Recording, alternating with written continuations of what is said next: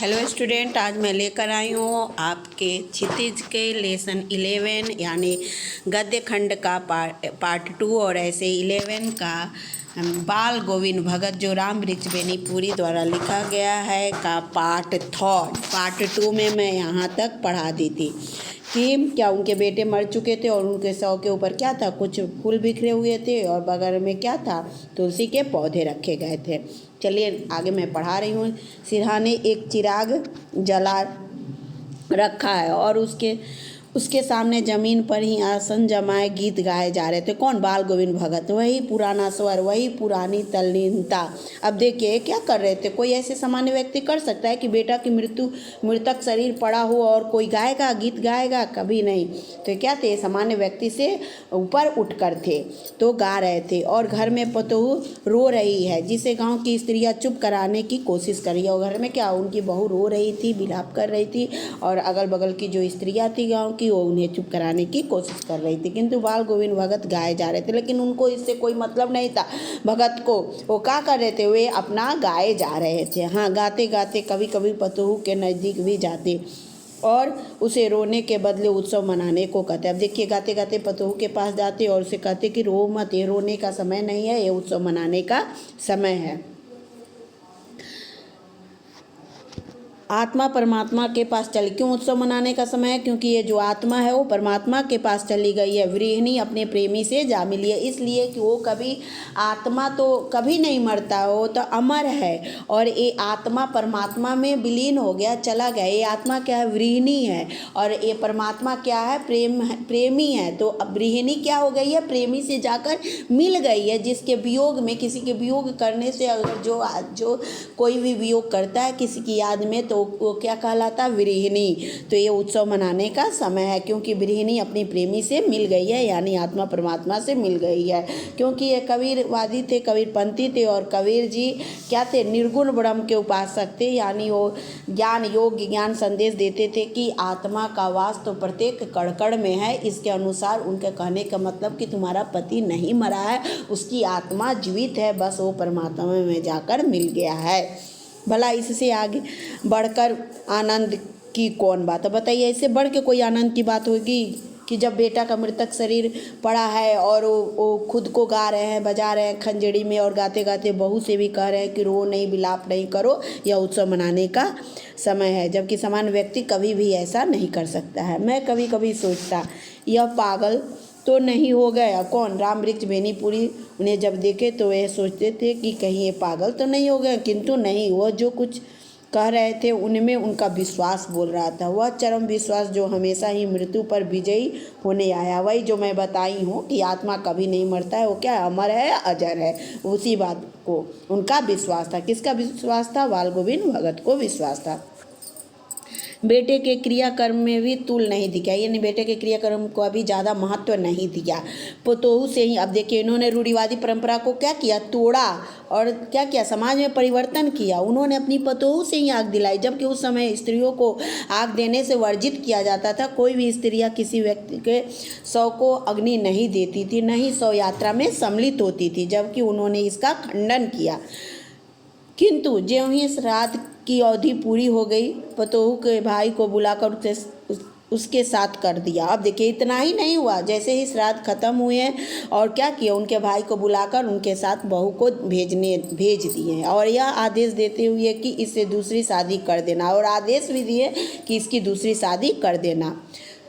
इधर पतोहू रो रो कर कहती, मैं चली जाऊंगी तो बुढ़ापे में कौन आपके लिए भोजन बनाएगा? बीमार पड़े तो कौन एक चुल्लू पानी भी देगा? लेकिन ये जाने को तैयार नहीं थी। क्यों? उनकी बहू, क्योंकि वो बहुत ही आदर्श बहू थी, जो कि आज के समाज में बहुत कम देखने को, ऐसी आदर्श बहू देखने को बहुत कम मिलेंगी है। लेकिन क्या है, संख्या बहुत कम है, क्योंकि उन्हें परिवार के एक एक सदस्य का वो ख्याल रखती थी, सबका ध्यान रखती थी, इसलिए वो नहीं जाने को तैयार नहीं थी। कह रही थी कि आप जब मानिए बीमार पड़ जाएंगे, जब आपके स्वास्थ्य बिगड़ जाएंगे तो कौन आपका दवा दारू देगा, कौन आपका ध्यान रखेगा? इसलिए वो कह रही है कि मुझे आप अपने चरणों से अलग नहीं कीजिए। लेकिन भगत का निर्णय क्या था? अटल था। वो अपना निर्णय बदलने वाले नहीं थे। तू जा, नहीं तो मैं ही इस घर को छोड़कर, आप कह दिया, क्या आदेश दे डाले, तुम जा जाओ, और नहीं तो क्या करूँगा, मैं ही इस घर को छोड़कर चले जाऊँगा।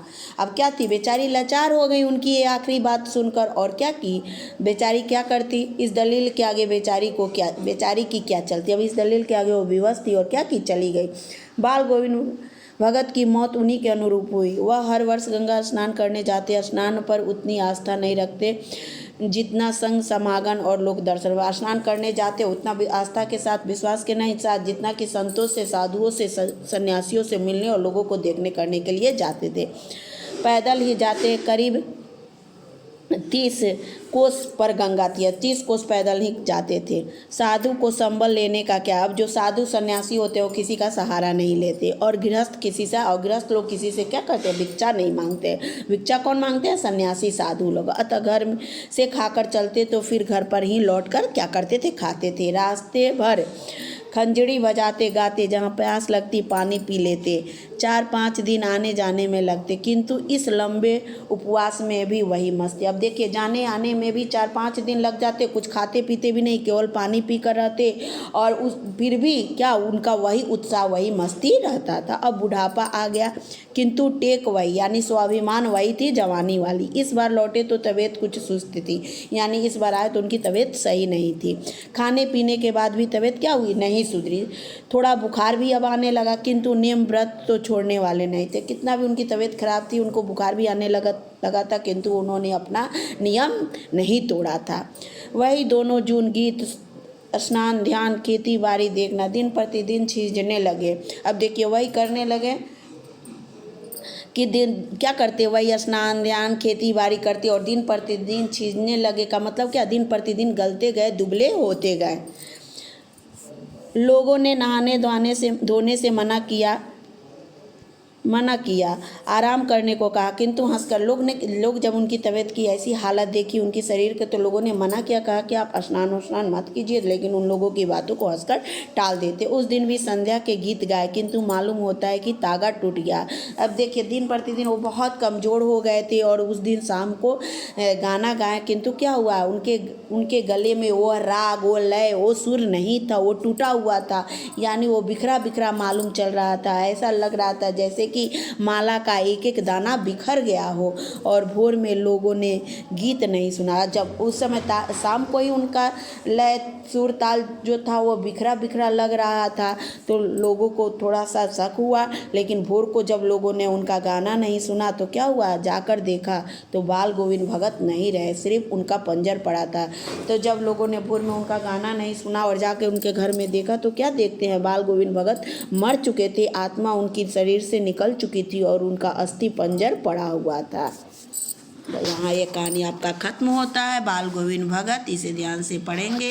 इसमें उन्हीं के बारे में जो गृहस्थ होते हुए भी सन्यासी जीवन बिताए हैं, बाल गोविंद भगत जी, उन्हीं के बारे में राम वृक्ष बेनीपुरी ने लिखा है। यह एक रेखा चित्र है। That's all. इसे अच्छे से पढ़ेंगे, प्रत्येक पंक्ति को समझेंगे, क्योंकि एक्सरसाइज के क्वेश्चन या मैं ही कहीं से क्वेश्चन देती हूँ तो इसी के अंतर्गत से आता है। That's all.